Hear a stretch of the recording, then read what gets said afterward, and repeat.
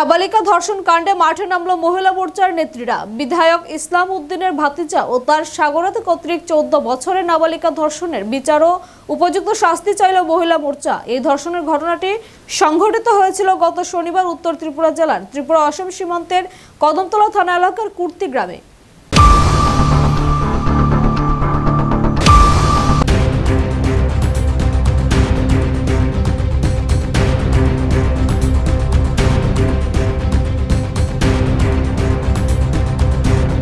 বিধায়কের ভাতিজা কর্তৃক 14 বছরের নাবালিকা ধর্ষণ কাণ্ডে মাঠে নামল মহিলা মোর্চা। প্রসঙ্গত গত শনিবার রাত 8টা নাগাদ সপ্তম শ্রেণীতে পড়ুয়া 14 বছরের এক নাবালিকা পাশের বাড়িতে বিয়ের অনুষ্ঠানে যাওয়ার সময় মাঝ রাস্তায় তাকে বলপূর্বক তুলে নিয়ে কুর্তি মাদ্রাসার নবনির্মিত হোস্টেলে একাধিকবার ধর্ষণ করে কদমতলা কুর্তি বিধানসভা কেন্দ্রের সিপিআইএম দলের বিধায়ক ইসলাম উদ্দিনের ভাতিজা ইমরান হোসেন ও তার সাগরতা 16 বছরের অপর এক নাবালক।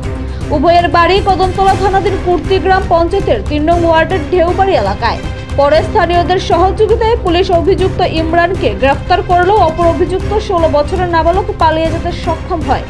পরে নির্যাতিতার তরফে এদিন রাতে কদমতলা থানায় একটি গণধর্ষণের মামলা দায়ের করা হয়। লিখিত অভিযোগ হাতে ভারতীয় ন্যায় সংহিতার 6 অফ পক্সো ধারায় মামলা রুজু করে তদন্ত শুরু করে পুলিশ। রবিবার সকালে ধৃত বিধায়কের ভাতিজাকে জেলা ও দায়রা আদালতে সোপর্দ করলে মাননীয় বিচারক আগামী 28 তারিখ পর্যন্ত তাকে জেল হাজতের নির্দেশ দেন। পাশাপাশি পলাতক নাবালকের বাবাকে থানায় এনে নাবালকের খুঁজে জোর জিজ্ঞাসাবাদ চালিয়ে যাচ্ছে পুলিশ। এদিকে রবিবার রাতে কদমতলা থানা ও নির্যাতিতা নাবালিকার বাড়িতে যান বিজেপি মহিলা মোর্চার উত্তর জেলার এক প্রতিনিধি দল। প্রতিনিধি দলে উপস্থিত ছিলেন মহিলা মোর্চার জেলা সভানেত্রী রূপালী অধিকারী সহ অন্যান্যরা। তিনি নির্যাতিতা নাবালিকা ও তার পরিবারের পাশে থাকার প্রতিশ্রুতি সহ গোটা ঘটনার সুষ্ঠু তদন্তক্রমে অভিযুক্তের দৃষ্টান্তমূলক শাস্তির দাবি তুলেন।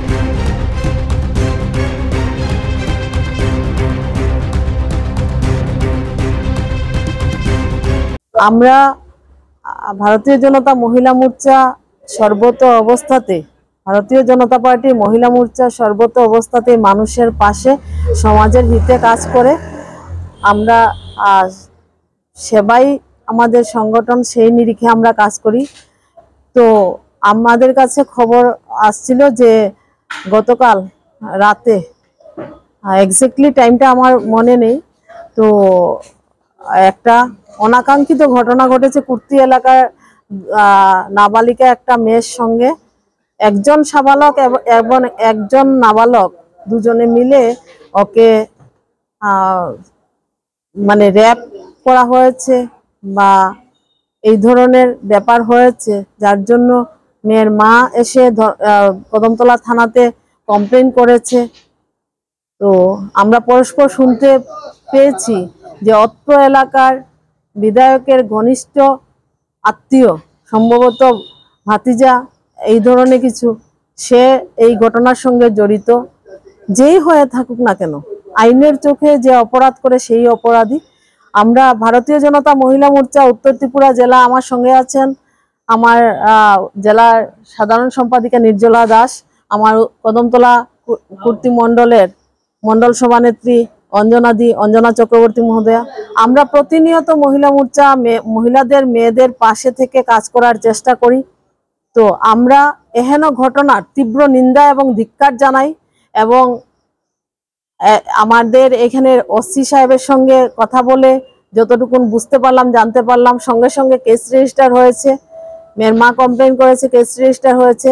আমাদের আইনের উপর আস্থা আছে। বিগত দিনে আমরা দেখেছি আমাদের ভারতীয় জনতা পার্টির সরকার ত্রিপুরা রাজ্যে প্রতিষ্ঠিত হওয়ার পর মহিলা সংক্রান্ত অপরাধ দমনে আমাদের মুখ্যমন্ত্রীজির নেতৃত্বে সরকার এবং মন্ত্রীগণ সদা সচেষ্ট আছেন, তৎপর আছেন।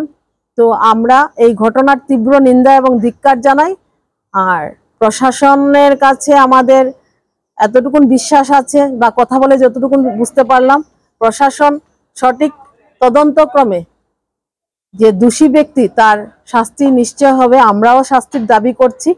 আগামী দিনে সমাজে এই ধরনের কলঙ্কিত ঘটনা যাতে না ঘটে, যে কোনো সমাজের যে কোনো অংশের মেয়ে মহিলা যাতে সুস্থভাবে বেঁচে থাকতে পারে। আমাদের ভারতবর্ষের যশস্বী প্রধানমন্ত্রী নরেন্দ্র মোদীজির নেতৃত্বে যে মহিলা ক্ষমতায়ন এবং শাসন প্রশাসনে মহিলাদের বিচরণ এবং মহিলাদের প্রতিষ্ঠিত করার জন্য যে কাজ করছেন তা যেন সমাজের সর্বশ্রেণীর মানুষের মনে থাকে এবং মহিলাদের সঙ্গে অপরাধ করার আগে একবার যেন চিন্তা করে এবং এই কঠোর শাস্তির মাধ্যমেই সেইটা নির্ণয় হবে এবং সমাজের সকল অংশের মানুষকে সচেষ্ট থাকার জন্য অনুরোধ করছি।